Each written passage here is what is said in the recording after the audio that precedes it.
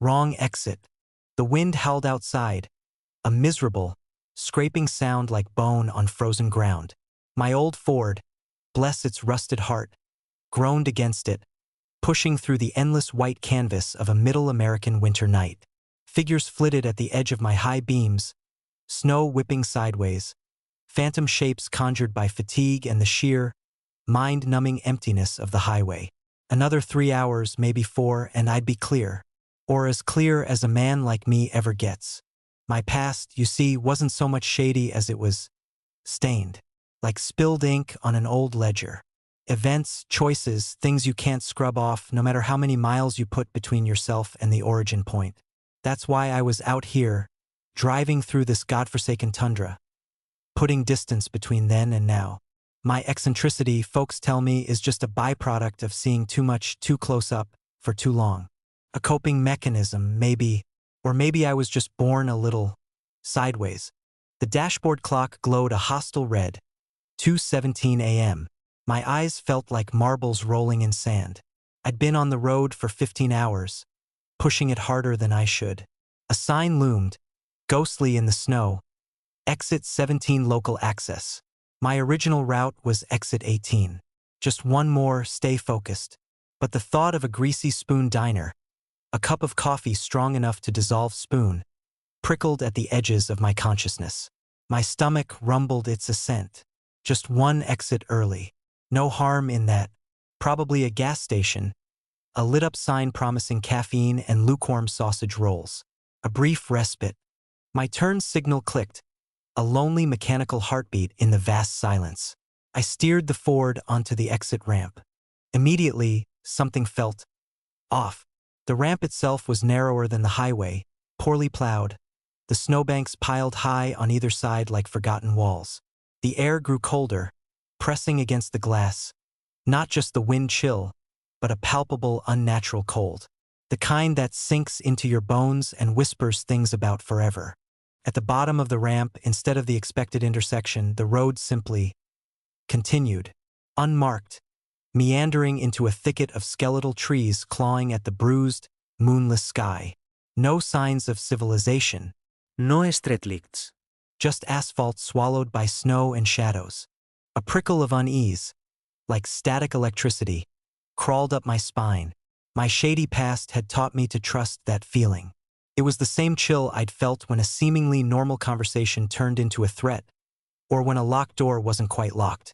My hand instinctively went to the heavy wrench I kept under the seat, just in case. Well, hell, I muttered to the empty car. Looks like local access means access to nowhere. I should have turned around, floored it, gotten back onto the highway, and pretended this little detour never happened. Common sense, the kind that kept you alive in certain circles, screamed at me to reverse. But the eccentric part of me, the part that was always too curious for its own good, the part that had gotten me into most of my trouble in the first place, whispered, just see where it goes. Maybe it loops back. Maybe there's something interesting. Stubbornly, I drove forward. The road was winding now, the snow getting deeper, challenging the Ford's tires. The trees pressed closer, their branches like grasping fingers. They weren't just bare. They looked wrong, twisted into impossible shapes, some almost human-like in their contortions. And the silence. The wind had died down completely here. There was no sound but the crunch of my tires on the snow and the labored breathing of the engine. It was too quiet, the kind of quiet that feels like the world is holding its breath, waiting. Then I saw it, a faint light ahead, flickering through the trees. Civilization, or something else? Hope warred with that crawling unease. I pressed on. The trees thinned slightly, opening onto a small clearing. In the center stood a building. It looked like a house or maybe an old general store, but utterly desolate. Paint peeled from warped boards, windows were dark, gaping maws, and snowdrifts hugged the walls like hungry ghosts. The flickering light wasn't coming from a window. It was coming from the porch, from an old gas lantern hung from a nail near the door. Its sickly yellow glow barely pushed back the surrounding darkness. And there, standing on the porch, silhouetted against the light, was a figure. It was tall, stick-thin, bundled in an old, tattered coat that seemed too large for it. It wasn't moving, just standing there, facing the road, facing me. I slowed the car to a crawl, my heart hammering against my ribs. This wasn't right. Not just creepy, but profoundly, existentially not right. Every instinct I possessed, honed by years of navigating dangerous situations, screamed at me to floor it in reverse and get the hell out. But the curiosity held me, a morbid fascination. What kind of person stands outside a derelict building in the middle of nowhere, in a blizzard at 2:30 in the morning?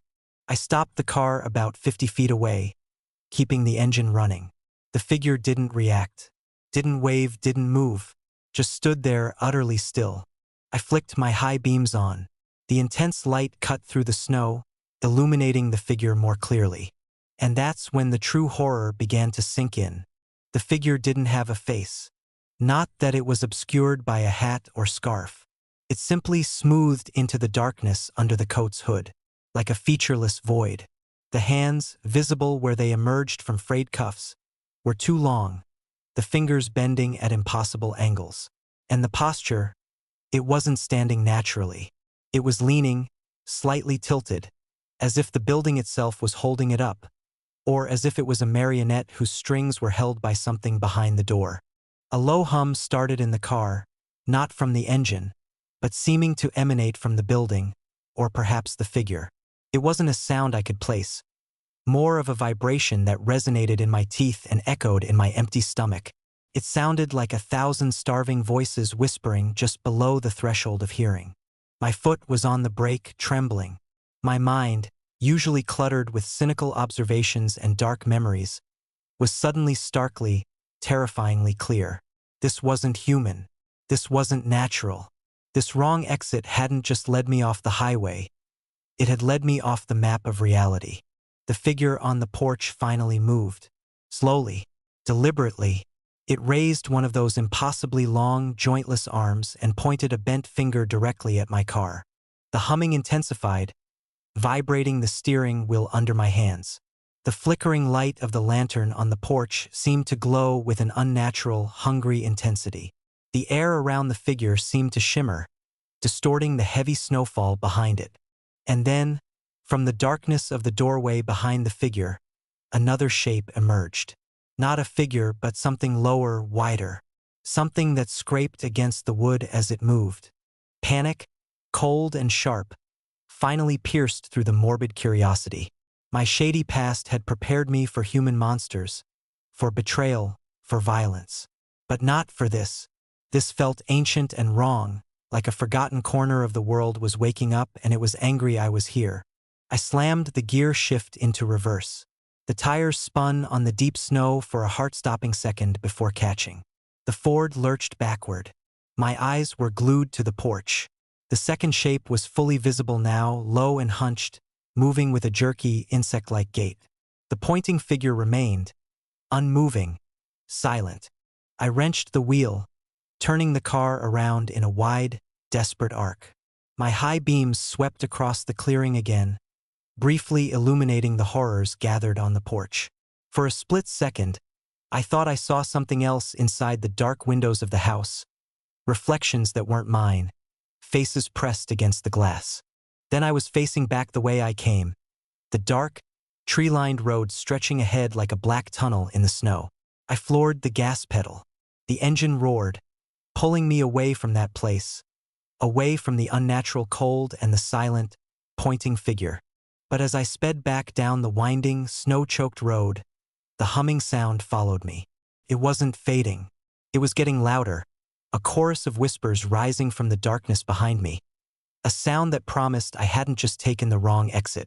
I had been let in. And whatever stood on that porch, whatever lurked in that house, knew I was running. And in this endless winter night, in this forgotten corner of Middle America, I had a feeling that running wouldn't be enough. The road back to the highway felt longer now, impossibly long, and the empty darkness in my rearview mirror seemed to be growing closer. I could hear the whispers clearer now, and they were calling my name.